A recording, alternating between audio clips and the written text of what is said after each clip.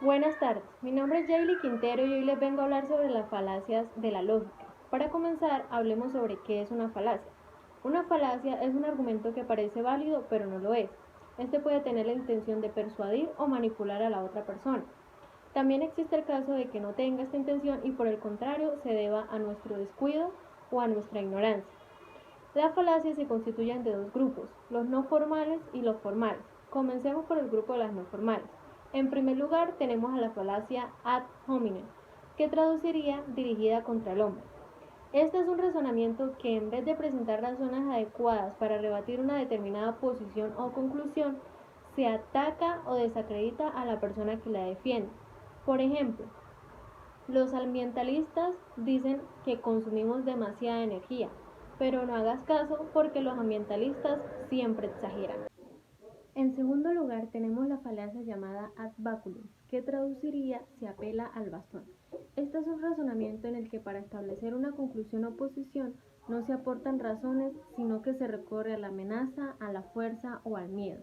Es un argumento que permite vencer, pero no convencer. Por ejemplo, no vengas a trabajar a la tienda con ese piercing. Recuerda que quien paga, manda. En tercer lugar tenemos a la falacia llamada ad verecundia, que traduciría se apela a la autoridad. Este es un razonamiento discurso en lo que se defiende una conclusión u opinión, no aportando razones, sino apelando a alguna autoridad, a la mayoría o a alguna costumbre. Es preciso observar en algunos casos que puede ser legítimo recorrer a una autoridad, pero no siempre es garantía. Por ejemplo, según el alcalde, lo mejor para la salud de los ciudadanos es asfaltar las plazas de toda la ciudad. En cuarto lugar, tenemos a la falacia llamada ad populum, que traduciría dirigida al pueblo. Este es un razonamiento discurso en el que se omiten razones adecuadas y se exponen razones no vinculadas con la conclusión, pero que se sabe serán aceptadas por el auditorio, despertando sentimientos y emoción. Por ejemplo, tenemos que prohibir que venga gente de afuera. ¿Qué harán nuestros hijos si los extranjeros nos roban el trabajo y el pan? En quinto lugar, tenemos a la falacia llamada ad ignorantiam, que traduciría por la ignorancia. Este es un razonamiento en el que se pretende defender la verdad, entre paréntesis, falsedad, de una afirmación por el hecho que no se puede demostrar lo contrario. Por ejemplo, nadie puede probar que no haya una influencia de los astros en nuestra vida. Por lo tanto, las predicciones de la astrología son verdaderas. De sexto lugar tenemos a la falacia llamada post hoc, que significa falsa causa. Este es un razonamiento que a partir de la coincidencia entre dos fenómenos se establece sin suficiente base una relación causal.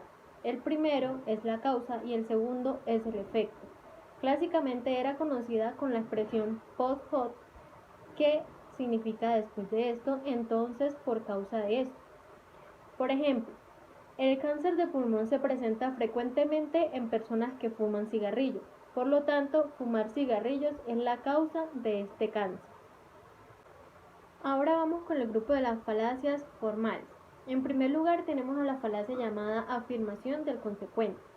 Esta es un razonamiento que partiendo de un condicional si P entonces Q y dándose o afirmándose el segundo o consecuente se concluye P, que es el primero o el antecedente. Es un argumento falaz que tiene semejanza con el argumento válido o regla de inferencia conocida como modus ponens o afirmación del antecedente. Por ejemplo, si llueve, cojo el paraguas. Cojo el paraguas, entonces llueve.